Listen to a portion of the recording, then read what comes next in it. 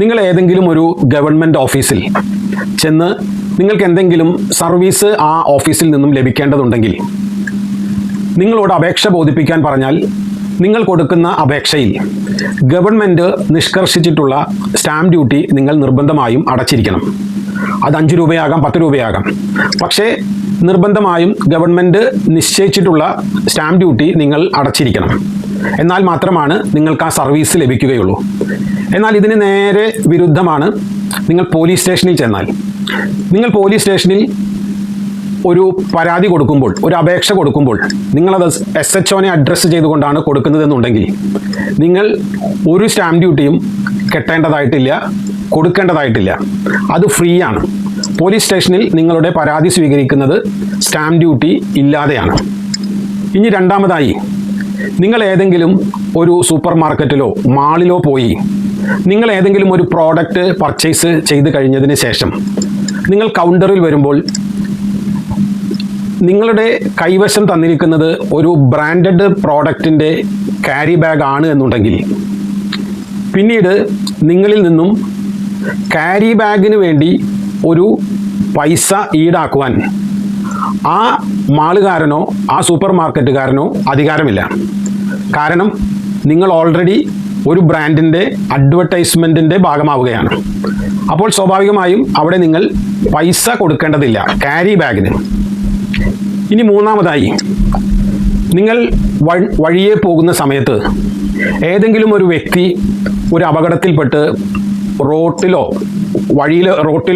കാനയിലോ എല്ലാം കിടക്കുന്നത് കണ്ടാൽ ആ വ്യക്തിയെ നിങ്ങൾക്ക് പറ്റാവുന്ന അത്രയും വേഗത്തിൽ അവിടെ നിന്നും എടുത്ത് നിങ്ങൾ എത്രയും പെട്ടെന്ന് അദ്ദേഹത്തെ ഹോസ്പിറ്റലിൽ എത്തിച്ച് നിങ്ങൾ എത്തിക്കാൻ കാണിച്ച ആ താല്പര്യത്തിൻ്റെ അടിസ്ഥാനത്തിൽ അദ്ദേഹം രക്ഷപ്പെടുകയോ അദ്ദേഹത്തിന് എന്ത് ഗുരുതരമായ സിറ്റുവേഷൻ സംഭവിക്കുമായിരുന്നുവോ അതിൽ നിന്ന് നിങ്ങൾ അദ്ദേഹത്തെ രക്ഷിച്ചാൽ നിങ്ങളൊരു നല്ല സമരിയക്കാരനാണ് എന്ന് കണ്ട് നിങ്ങൾക്ക് ഗവൺമെൻറ്റിൽ നിന്ന് 5000 രൂപ പാരിതോഷികം ലഭിക്കും.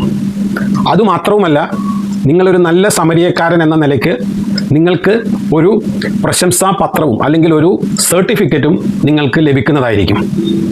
ഇനി നാലാമതായി, നിങ്ങളുടെ ഭാര്യ നിങ്ങളെ മാനസികമായി പീഡിപ്പിക്കുന്നു എന്ന് പറഞ്ഞുകൊണ്ട് നിങ്ങൾക്കൊരു ഡൈവേഴ്സ് പെറ്റീഷൻ കൊടുക്കാൻ വളരെയധികം സ്കോപ്പുള്ള ഒരു ഏരിയയാണ്. നിങ്ങളുടെ ഭാര്യ നിങ്ങളോട് നിങ്ങളുടെ വൃദ്ധരായ മാതാപിതാക്കളെ ഉപേക്ഷിച്ച് നിങ്ങളുടെ ഭാര്യയോടൊപ്പം ചെല്ലണമെന്ന് പറഞ്ഞ് നിർബന്ധിച്ചാൽ നിങ്ങൾക്ക് ക്രൂവൽറ്റി, മാനസികമായ പീഡനം എന്നതിൻ്റെ ഗ്രൗണ്ട് കാണിച്ചുകൊണ്ട് നിങ്ങൾക്ക് ഫാമിലി കോടതിയെ സമീപിച്ച് ഡൈവേഴ്സിന് അപ്ലൈ ചെയ്യാവുന്നതാണ്. കാരണം വൃദ്ധരായ മാതാപിതാക്കളെ നോക്കേണ്ടത് മക്കളാണ്.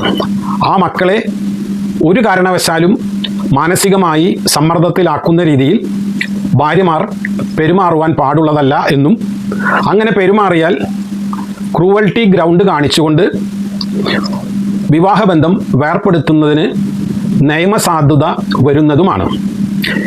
ഇനി അഞ്ചാമതായി, സ്ത്രീകളെ സംബന്ധിച്ചിടത്തോളം ഭർതൃഗൃഹത്തിൽ വെച്ച് ഏതെങ്കിലും നിലയ്ക്ക് ശാരീരിക മാനസിക പീഡനങ്ങൾ നേരിട്ടുകൊണ്ട് വീട്ടിൽ തന്നെ കഴിയേണ്ടുന്ന ഒരു സ്ഥിതി ഉണ്ടായാൽ നിങ്ങൾക്ക് യാതൊരു കാരണവശാലും പോലീസ് സ്റ്റേഷനിൽ നേരിട്ട് പോകേണ്ടുന്ന കാര്യമില്ല.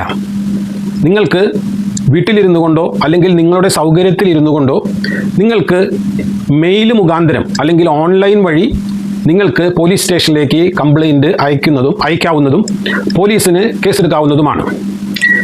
ഇനി ആറാമതായി, നിങ്ങൾ ഏതെങ്കിലും ഒരു 5 സ്റ്റാർ ഹോട്ടലിൽ താമസത്തിന് പോയി.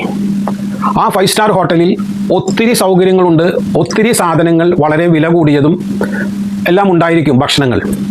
പക്ഷേ വെള്ളം മാത്രം നിങ്ങൾക്ക് വളരെ നോമിനലായ നാമമാത്രമായ ചാർജിൽ തരേണ്ടുന്ന ബാധ്യത ഏത് 5 സ്റ്റാർ ഹോട്ടലുകാരനാണെങ്കിലും ഉള്ളതാണ്.